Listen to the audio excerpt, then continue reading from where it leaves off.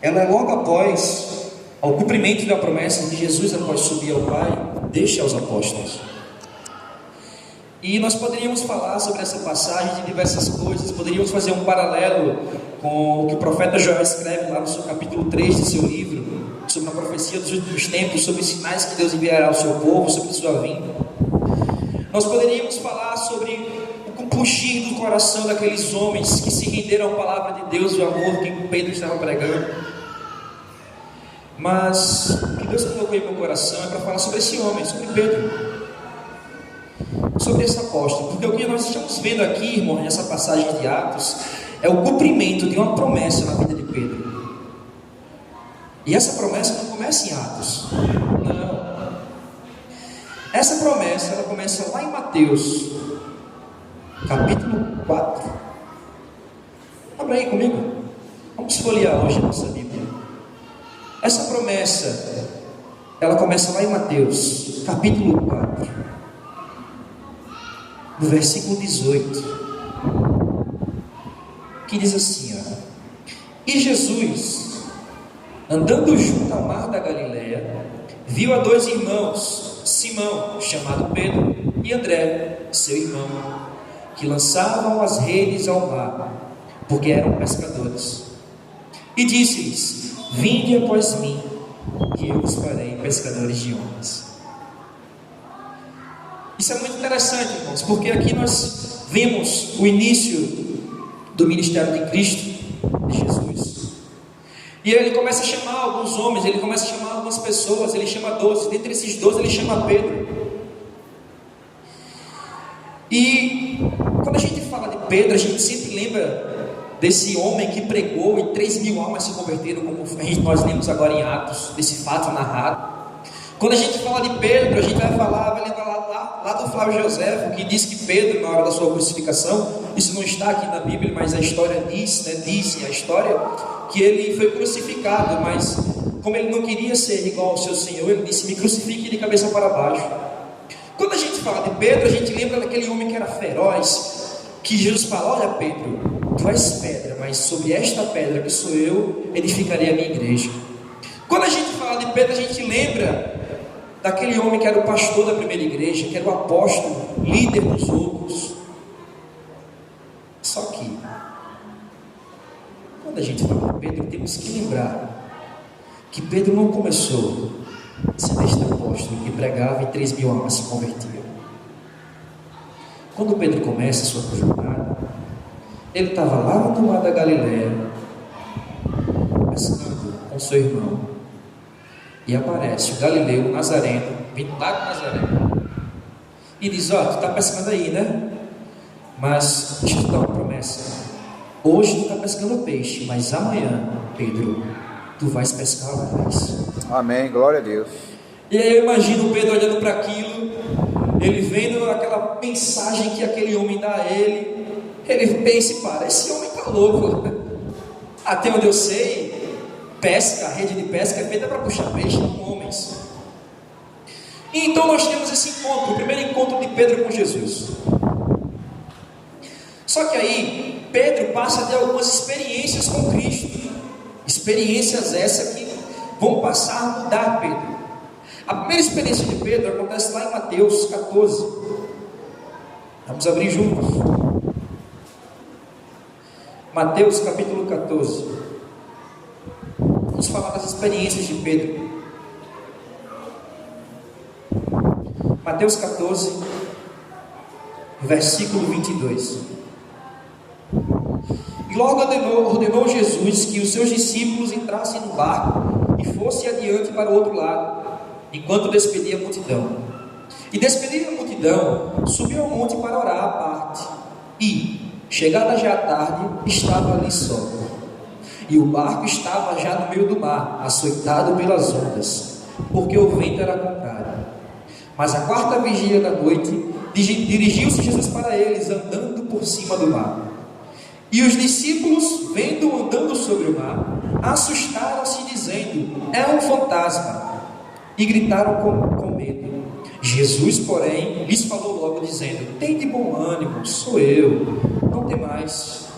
E respondeu-lhe Pedro e disse: Senhor, se és tu, manda-me ir ter contigo por cima das águas. E ele disse: Vem.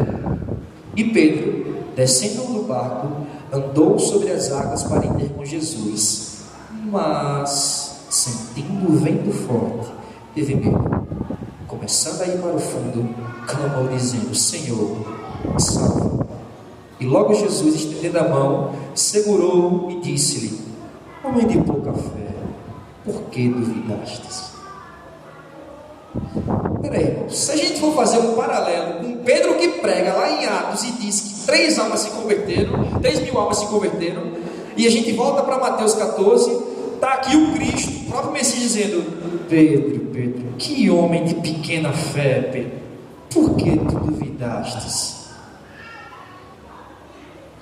Às vezes a gente pensa que quando as pessoas já estão com seu ministério formado, parece que elas não passaram por nada, parece que elas já tiveram experiências com Cristo para progredir e amadurecer na fé cristã.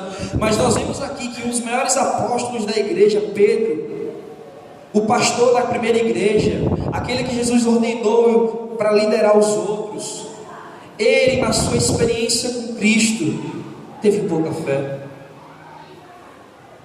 E quantas vezes, irmãos, nós nos sentimos assim como Pedro? Nós vemos Jesus andar sobre o mar, vemos ele andar sobre a nossa dificuldade, nós estamos vendo Cristo, a gente pergunta se realmente é Ele, e a gente faz: Senhor, se é Tu, manda-me ter contigo. Aí Jesus faz: venha. Aí nós começamos a andar sobre as águas, mas de repente vem o medo, vem a aflição, vem as frustrações, vem as dificuldades, e nós afundamos. E aí Jesus olha para nós e fala: homens de pequena fé, por que duvidastes? Então nós vemos aqui essa primeira característica em Pedro. E nós entendemos, irmãos, que esse Pedro aqui dos evangelhos, de Mateus, Marcos, Lucas e João, ele não é um Pedro transformado ainda por Cristo. Ele andava com Cristo, ele estava junto com todos os outros, ele viu diversas maravilhas de Cristo, ele teve experiências com Cristo, mas ainda não era um homem transformado. Ainda era um homem de pequena fé. Vamos falar de outra experiência de Pedro com Cristo. Abra Marcos, capítulo 1. Ou melhor, abra Lucas 9. Lucas 9. Vamos falar de outra experiência de Pedro com Cristo. Lucas 9, versículo 18. Diz o seguinte: E aconteceu que, estando ele só, orando, estavam com ele os discípulos e perguntou-lhes, dizendo: Quem diz a multidão que eu sou? E respondendo eles, disseram: João o Batista, outros, Elias, e outros que um dos antigos profetas ressuscitou. E disse-lhes: E vós, quem dizeis que eu sou? E respondendo Pedro, disse: O Cristo de Deus. E admoestando-os, mandou que a ninguém referissem isso, dizendo: É necessário que o Filho do Homem padeça muitas coisas, e seja rejeitado dos anciãos e dos escribas, seja morto e ressuscite ao terceiro dia. E dizia a todos: Se alguém quer vir após mim, negue-se a si mesmo, tome cada dia sua cruz e siga-me. Porque qualquer que quiser salvar a sua vida, perdê-la-á. Mas qualquer que, por amor de mim, perder a sua vida, a salvará. Porque que aproveita o homem granjear o mundo todo, perdendo-se ou prejudicando-se a si mesmo? Porque qualquer que de mim, das minhas palavras, se envergonhar, dele se envergonhará o Filho do Homem, quando vier na sua glória e na do Pai e dos santos anjos. E em verdade vos digo que, dos que aqui estão, alguns há que não provarão a morte, até que vejam o reino de Deus. Temos aqui uma outra experiência de Pedro com Cristo. Jesus estava pregando para a multidão. Aí eles falam: eles estão dizendo que eu sou quem? Me digam vocês que andam comigo aqui. Aí eles falam: Jesus, uns dizem que o Senhor é João Batista, outros dizem que o Senhor é Elias, e outros, alguns profetas que ressuscitou. Aí Pedro se levanta entre os dois e diz: Não, eu sei quem é o Senhor. Tu és o Cristo, tu és o Filho do Deus vivo. Pedro aqui mais uma vez é tomado pelo Espírito Santo de Deus, e o Pai revela isso a ele. Então, estamos fazendo uma trajetória de Pedro. Pedro começa lá pescando nas redes, está lá, pescando com o irmão dele, André. Cristo chama ele para ser pescador de homem, que ele não entende a princípio, mas aceita e vai e segue. Pedro, ele quando está lá sobre o mar, ele duvida e quase afunda, e Jesus toma ele e fala: homem de pequena fé. E Pedro agora, o mesmo Pedro que tinha uma pequena fé, de repente declara que Cristo é o Filho do Deus vivo. Olha só, nós vemos como está acontecendo o amadurecimento de Pedro, como Pedro está crescendo andando com Jesus, mas ainda não é o Pedro de Atos 2, aquele que prega e 3.000 almas se convertem. Vamos falar de outra experiência de Pedro com Cristo. João 6, abre aí, João 6. Outra experiência de Pedro com Cristo. João 6, versículo 60. Muitos, pois, dos seus discípulos, ouvindo isto, disseram: duro é este discurso, quem o pode ouvir? Sabendo, pois, Jesus em si mesmo que os seus discípulos murmuravam disto, disse-lhes: isto escandalizavos? Que seria, pois, se visseis subir o Filho do Homem para onde primeiro estava? O Espírito é o que vivifica, a carne nada aproveita. As palavras que eu vos disse são Espírito e vida. Mas há alguns de vós que não creem, porque bem cega. E no momento que Jesus olha diretamente para Pedro, porque estava à vista dele, preso, aí vai narrar que Pedro naquele momento se entristece, porque reconhece que traiu o seu mestre. Então imagine, irmãos, imagine a cena: Pedro ao redor de uma fogueira com outras pessoas, e acusando de que ele era um dos discípulos. Por quê? Porque Pedro andava do jeito que Jesus andava por aí com Cristo, fazia as coisas que ele fazia, estava lá junto com ele, se vestia como ele, falava como ele estava todo o tempo com Jesus. E isso é o básico da psicologia. Se você andar muito com uma pessoa, você pega as manias daquela pessoa. É impossível alguém começar a andar com Cristo e não se parecer com ele. É impossível. Se você começa a andar perto de Jesus, se você começa a andar perto dessas escrituras, se você começa a andar dentro do amor, da justiça de Cristo, é impossível as suas mudanças e o seu comportamento não se alterar, porque você passa a se parecer com ele.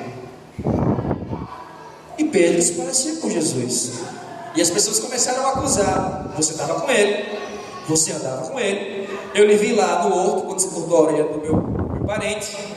E ele dizendo: não conheço, não sou essa pessoa, não sei quem ele é. E nesse momento Jesus para e olha para ele. Pedro se entristece, porque reconhece que o seu mestre está ali acorrentado e ele o negou. Porque ele deveria ter se lembrado do que ele falou: tu és o Cristo, o Filho do Deus vivo.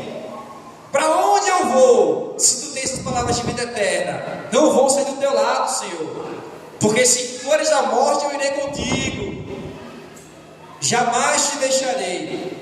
E deixou. Quantas vezes, irmãos, na nossa caminhada cristã, estamos com Cristo, dizemos que jamais iremos negá-lo, e quantas vezes nas nossas atitudes ou nossas palavras negam o nosso Jesus? Quantas vezes as nossas ações elas negam o nosso Cristo? Quantas vezes tomamos atitudes que entristecem o coração de Jesus, que fazem ele olhar para a gente, e naquele momento a gente se sente entristecido, fraco, falho? Se formos contar e dar o microfone para cada pessoa que está aqui, demoraríamos muito tempo para cada um contar das experiências que nós negamos a Cristo. Porque todos nós passamos por isso, porque faz parte da caminhada cristã. Ou vocês acham que a caminhada cristã é apenas flores e alegria? Não.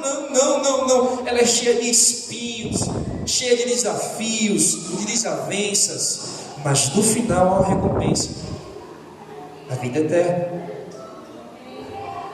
No final há uma vida plena, onde não haverá mais pranto, onde não haverá mais dor, onde o amor do nosso Deus irá nos encobrir para toda a eternidade. Aleluia, glória a Deus. É dessa vida cristã que estamos falando, irmãos, porque essa vida cristã, ela é cheia de desafios, ela é cheia de desavenças, tem muitos espinhos, tem, mas é uma vida abençoada, porque Cristo está conosco.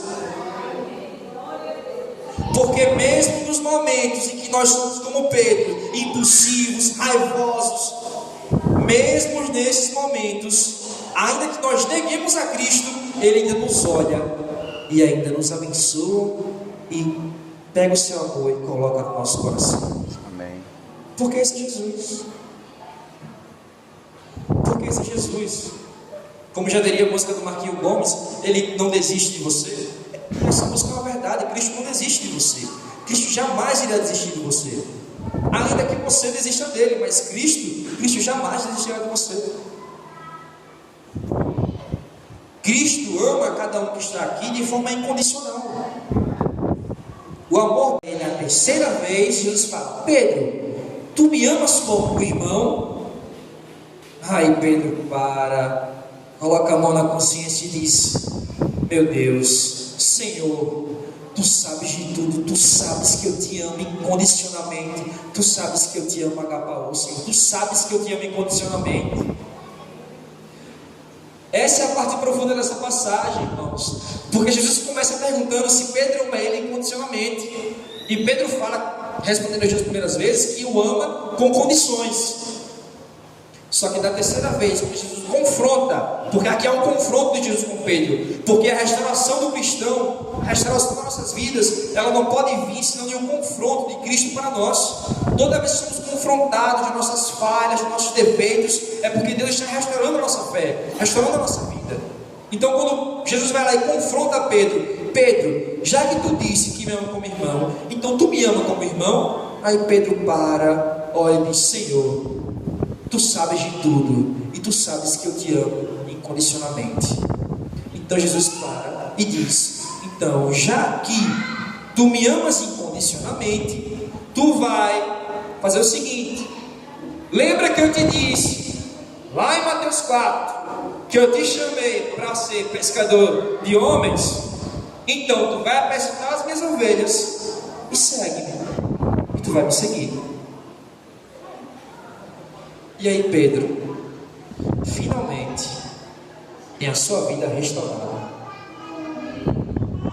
Finalmente, a história de Pedro, da sua formação enquanto cristão, ela é concluída, para finalmente dar o primeiro passo.